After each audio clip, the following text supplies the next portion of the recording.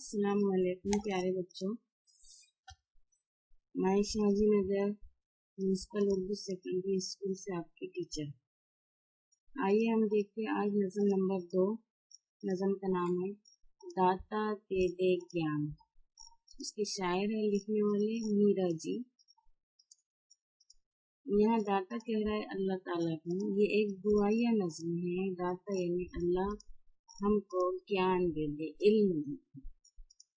तो सबसे पहले देखते हैं बच्चों पहली बात में कह रहा है हमदो मुनाजात और दुआ की सूरतों में आप पिछली गुज़श्ता जमातों में बहुत सी नज़्म पढ़ चुके हैं। इसके पहले की जमातों में आपने हमदो मुनाजात पढ़े हैं।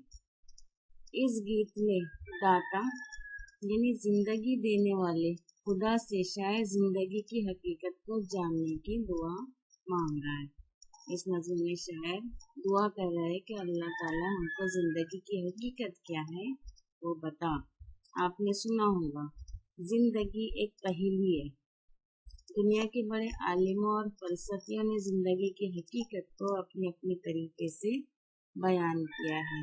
जिंदगी के बारे में सबने अपनी अपनी राय दी है, अपना ख्याल पेश किया है, मगर एक आम इंसान जिंदगी को समझ ही नहीं पाता। जिंदगी क्या है? क्या जिंदगी हर जमाने में रूप बदल लेती है? ज़ैल के गीत में इन्हीं बातों को शायराना अंदाज में शायर मीरा जी ने पेश किया है। तो आइए अब देखते हैं जान पहचानने मीरा जी की जिंदगी के बारे में। मीरा जी का असल नाम मोहम्मद सनाउल्लाह सानी डार था। याद रखिए बच्चों, मोहम्मद सनाउल्लाह सानी डार था। वो 25 मई 1912 को लाहौर में, जो कि अभी पाकिस्तान में है, पैदा हुए। घरेलू हालात ऐसे थे कि वो मैट्रिक तक भी तालीम हासिल ना कर सके, लेकिन उनका मुताल्ले का शौक दीवानगी की हद तक बढ़ा हुआ था। उन्होंने कई नामों से शायरी की और ऑल इंडिया रेडियो दिल्ली में मुलाजिमत भी की। ऑल इंडिया रेडियो में उन्होंने सर्विस किए, जो कि दिल्ली में था। अपने ज़माने के अहम अदबी रिसालों में उनके मज़ामीन शाये होते थे। उस दौर में उनके ज़माने में जो भी अदबी मज़ामीन रिसाले निकला करते थे, उसमें उनके मज़मून शाये होते थे। दिल्ली से वो मुंबई आए और फिल्मी दुनिया में गीत, कहानियाँ और मकालमे लिखने लगे। दिल्ली के बाद वो मुंबई आए और फिल्मी दुनिया से जुड़ गए। उर्दू शायरी में मीरा जी की आवाज़ सबसे मुनफरिद सुनाई देती है। उनकी लिखाई, उनके शायराना अंदाज सबसे अलग लगता है। उनकी नज़मों, गीतों और गज़लों पर हिंदुस्तानी सकाफत के गहरे नक़ूश नज़र आते हैं। अगर आप पढ़ेंगे उनके गीत, नज़में, गज़लें, तो हिंदुस्तानी तहज़ीब उसमें आपको नज़र आएंगी। अगरचे उन्होंने बहुत कम उम्र पाई, लेकिन इसी कम उम्री में उन्होंने शायरी, नसर और तर्जुमे के मैदान में आला दर्जे का अदब पेश किया। यानी नसर, नज़्म और तर्जुमे में उन्होंने मुकाम हासिल किया। शायरी में आज़ाद नज़्म और गीत उनके कारनामे हैं। मशरिक व मगरिब के नगमे, याद रखिए इसको। इसके नाम से उन्होंने दुनिया भर के अहम अदीबों और उनके कामों पर मजमून लिखे, किताब लिखी है उन्होंने, मशरिक व मगरिब के नगमे।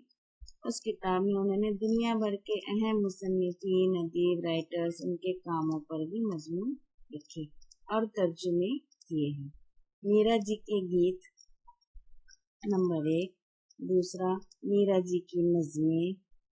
नंबर 3, गीत ही गीत वगैरह उनकी अहम किताबें हैं। सिर्फ 37 साल की उम्र में 2 नवंबर 1949 को मीरा जी का इंतकाल मुंबई में हुआ। उसके बाद देखते हैं बच्चों गीत की तारीफ। गीत शायरी की एक सिंफ है, शायरी की एक किस्म है। जिस तरह से गज़ल है, हमद होती है, मुनाजात होती है, वैसा ही ये गीत है जो हिंदी से उर्दू अदब में दाखिल हुई। ये हिंदी अदब में राइज थी, बाद में उर्दू अदब में भी दाखिल हुई, यानी कि उर्दू शायरों ने भी गीत लिखने शुरू किए। गीत का मौसीकी से बहुत गहरा रिश्ता है। गीत में जज्बात और एहसासात को सलीस नर्म जबान में अल्फाजों में बयान किया जाता है। गीत के जो अल्फाज होते हैं वो आसान और शीरी मीठे होते हैं। उर्दू में गीत की रिवायत अमीर खुसरो से मंसूब की जाती है। गीत लिखने का जो रिवायत है वो शायर अमीर खुसरो से मंसूब की जाती है कि उन्होंने उसकी शुरुआत की। अमूमन गीत का मौजू, गीत का जो उन्वान, गीत का जो टॉपिक होता है वो इश्क व मोहब्बत का होता है, जिसमें जुदाई की तड़प और मिलन की खुशी का इजहार किया जाता है, जिसमें जुदाई के एहसास डाले जाते हैं या फिर मिलन के। उसके अलावा मनाजिर फितरत, फितरत के मनाजिर, मंजर, मुख्तलिफ त्यौहार, हिंदुस्तान के मुख्तलिफ किस्म के त्यौहारों और हुब्बुल वतनी के उन्वानात पर भी गीत लिखे गए। हिंदी में मीराबाई और कबीर के गीत बहुत मशहूर हैं।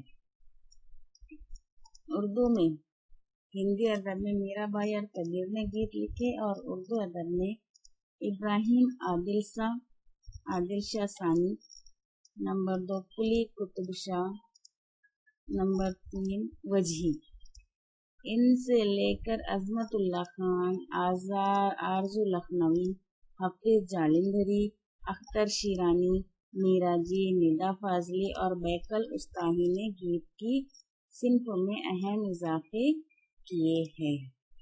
ये है गीत के बारे में। आपको बच्चों याद रखना है उर्दू अदब में कौन कौन से शोरा ने गीत में अपना मुकाम हासिल किया। तो आइए देखते हैं नज़्म।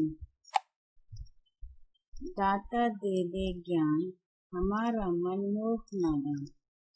इस नज़्म में, इस गीत में शायर दाता यानी अल्लाह ताला से दुआ कर रहा है कि अल्लाह ताला हमको इल्म दे दे, ज्ञान दे, नॉलेज दे कि हमारा मन मूर्ख है, नादान है। जीवन काम की बहती धारा,